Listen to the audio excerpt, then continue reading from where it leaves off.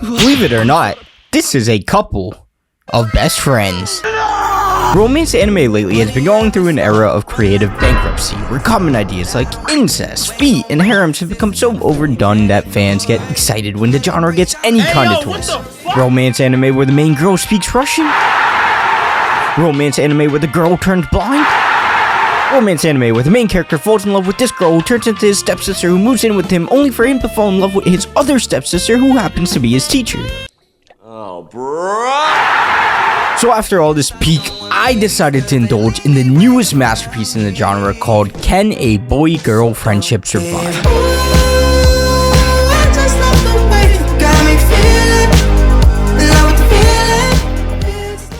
The anime is focused around our main characters, Yu and the blue-haired devil Himari. These two childhood friends are in the same grade and work on an accessory business together while getting into promiscuous situations. Basically, what will happen is the two will be in the same room, they suddenly get closer and closer and closer, and right before something's about to happen, the devil will cry out. And this happens time and time and time again. The two of them are very clearly two peas in a pod. They get into trouble together, they fight, they make up. It's very clear that they are best friends, and just best friends, and nothing more than best friends. And at first, it seemed like this was going to follow all the normal romance anime tropes, with the idea of their relationship operating in the friend zone, making it stand out, and instead of a student council, we have an accessory business. And to be honest, if you don't watch a lot of romance anime, I think you may finish the whole series and still hold that perception. But as an active romance anime watcher, it honestly ended up turning into a series that sinks you in for better or worse. Most likely worse. Let's be honest, everyone's been stuck in the friend zone before. It happens, it's cool, it sucks, and a premise like that compared to, I don't know, incest allows for a way more in-depth story and relatable moments. Hopefully, anyways. Pretty please. The anime manages to reach a level of toxicity in a relationship that will give some of you nom-level flashbacks, but for the rest of us, when it comes to watching it, well, who doesn't like some spicy drama to remind them that they're single? And most of it is derived from the devil incarnate over here, who's actually a blue-haired girl.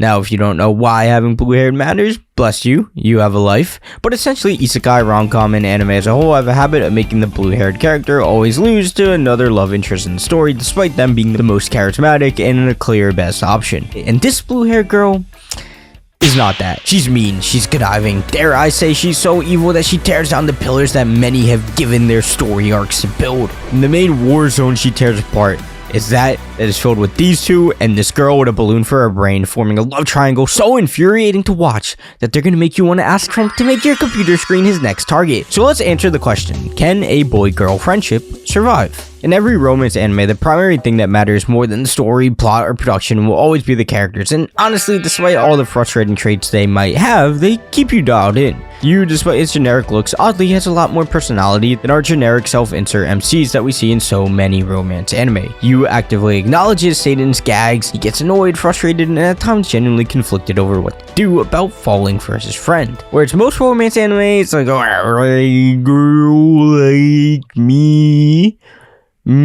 no smile. So fat ass watching can self-insert because he is incel. And as a single person watching a video on a romance anime, and you as another single person watching a video on a romance anime, I think we can appreciate when the MC doesn't make us feel like we're watching literal brain rot. Most episodes go something like this. Yu has a problem, asks the blue-haired devil for help, causing the issue to get 2,000 times more complicated. For example, Yu's accessory business consists of him trying to sell these accessories around his area, and Madara is the main model. But in the interest of business and sales, Aizen suggests Yu gets another model only to get mad when Yu actually gets another model. And then, to make matters worse, the other model, Rion, actually likes you a lot. So El Chapo over here organizes moments for you and Rion to go on mini dates together. Little interactions, because at the end of the day, Diddy and you are just friends, so it won't matter. Except Pablo Escobar gets mad every single time you and Rion have an interaction. This is why dudes are turning to 2D figures instead of real women. How are you supposed to figure that out? What kind of... There's no formula for that. And that might have been the saddest bit I've ever done in my life. Fuck. Bye. If you leave a like, maybe we'll all actually find love. Probably not. The love triangle may not seem like the most interesting thing at first, but I think it's important to note that Rion is actively fighting for Yu's attention in a really wholesome way. By wholesome, I mean she asked him out like 15 times. Never back down, never what? Only to get 30 rejections. And she still decides to help him with his business because, maybe Yu's the toxic one all along. While Yu and Imperial Japan are best friends, the anime tiptoes around the fact that they're actually, as the kids would say, low-key rizzing the aura out of each other. Holy fuck. Everything about that bit was cringe as what? I'm so sorry. But I think it's pretty safe to say if you're around someone long enough and you're both each other's emotional rocks, you're bound to catch feelings. But does that put Rion in an NTR simulator? Yes. But like, come on, you're competing with a lifelong friendship. Are you really willing to do this all? Are you really willing to stand on business for what you want? Are you really? I stand corrected. But them falling for each other doesn't feel like a misdirect just based off the fact that the anime teases it from the beginning, making you understand what type of story you're in for. I mean, the anime is called Can a Boy-Girl Friendship Survive? So, you know, you can kind of use common sense there. And I think all of that leads into a very good question. How in the hell did we get here? So it all goes back in time to their childhood when Yu and the pre-devilification Himari vowed to become each other's best friend for life. And I think the anime does a really good job of depicting their friendship with Himari going in and out of relationships while talking to Yu about it. And if any guys been in that situation, feels fucking bad, man. But I think despite their vow to friendship, it is natural for friends to suddenly catch feelings after being around each other for so long, but always back off before they can jeopardize that relationship. How do I know this? Can't believe I'm saying this, but the voice of reason enlightening me is actually Twitter. Yes, I know. Every few weeks on Twitter, you'll see a tweet along the lines of, "Oh no, my guy best friend just told me he liked me," or "Will you let your guy best friend hit?" Voice of reason, you say. But besides the obvious engagement bait, a lot of the discussion revolving on if it's really possible to have this kind of friendship, it comes down to one side saying yes, it's very easy, and the other side saying no shit, obviously something else was gonna happen. This anime's attempt of displaying that dilemma is kinda strange. To be clear, I don't mean that in a bad way. It's just instead of being titled Can a Boy-Girl Friendship Survive, I think it can be titled Can a Toxic Friendship Be Saved? For one, a lot of their backstory and becoming friends is dripped through the duration of the 12-episode run, so when the anime starts, it's really hard to get a grasp of where they're actually at as friends. I mean, we spawn in and she does this and we're supposed to just like assume there's not some spice going on there because she just hit a Twitch emote. And secondly, as someone that has had friends tackle this issue, one of the most relatable hit points that a story like this needs is the debate on how it will affect their friendship going forward. The anime does a great job with depicting that debate with stressful nights, sibling conversations, and a lot of self-exploration. But the other part of that dilemma is how it affects the dynamic of your friend group as well as your standing in school and creating this weird dichotomy leading to your friends developing anxiety on which side to pick. There's really not a whole lot of exploration on that idea here. You see, the squad that they have really consists of Yu, Himari, and Rion. And this guy is also a part of it, and he used to date Himari, but he's not really there, and he just creates annoying B-plots we'll talk about later. So there really isn't many other characters there that are that tied into the story enough for real drama to be caused between the two of them getting together. Most rom-coms would use an over-the-top club setting or student council for this, but instead, Yu's business occupies a lot of the time that would go there. And I'm sure most of you as romance anime fans heard this title and started thinking we were going to see some United States level drama, something that puts Game of Thrones to shame, something that makes Twitter arguments look like slop, and instead it's like good drama?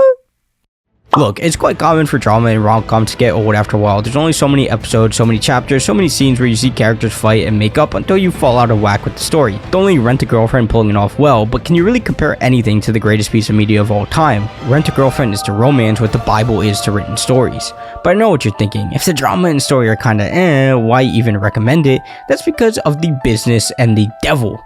So let's talk about the business first. When I first mentioned that Warren Buffett over here was the special thing of this rom-com, you probably just went, they probably mentioned the business once and never go back to it. Typically for most rom-coms that would be true, but this business is more of the ground for the story than the actual school. The Eastery plot, like they're trying to take over LVMH between modeling, sales, advertising, product testing. I didn't say the product testing went well, but most of the drama in the story is tied into the business, so much so that it really makes you think you're watching an animated TED Talk on entrepreneurship, which made it one of the most relatable stories I've ever watched. I know what you're thinking. How the hell is that relatable? Well, you see, before I became the lowest scum of the earth in content creation, I actually was a part of a business in high school doing the exact same thing as you here, selling clothes, and it was called BNK. See, I still got one of our hoodies. And throughout the anime, we see you try and come up with advertising strategies to reach new audiences in school, like picking the right model to get certain friend groups to buy in. And we did the same thing in choosing the correct people to model, even if we didn't necessarily know them that much. And it worked, but in the same vein as you having a failed product, we also had a failed product. You see, if you're in high school from 2015 to like 2022, and I assume now as well, you were around for the implementation of the school Chromebook. And these Chromebooks were touchscreen, and we released this pen here.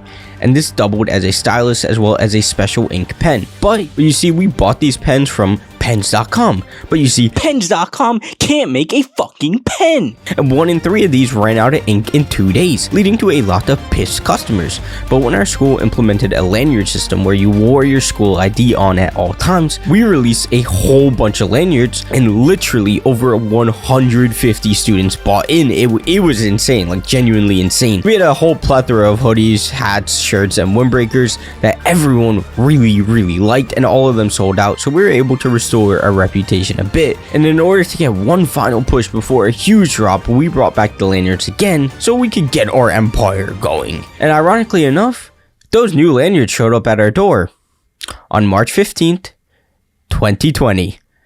Yeah, the business ended up not working out. But seeing an anime have a character attempt to do the same thing was oddly relatable, with you falling out of relationships and losing track of school because of its focus on the business, having to balance everything in life. Even if you haven't started your own business, there is something to relate to there. But unfortunately, the plotline gets finagled with this really strange thread of like, honestly, I don't even want to get into it, but it ends up fizzling out, become a nuisance rather than a really cool supporting element. So the question still begs, why would you still recommend this? And that's because this gremlin, this demon, this devil makes you want to destroy your monitor and then whip out your phone to start watching again because it's oddly captivating. You see, Stalin over here manages to piss you off at every corner. She sends mixed feelings to you, making him choose between her, Rion, his business, his life. She sets up complex plots to try and manipulate him into loving her by threatening to move to Tokyo if he doesn't choose her. This girl takes toxic to the next level, and they need to create a new chemical to describe the things she does to this man. What's worse is there's elements where you start feeling bad for her at the end, because at the end of the day she just likes him, but she just can't say it. There's moments where her older brother's like, hey, you should, maybe just tell him how you feel, and she's like,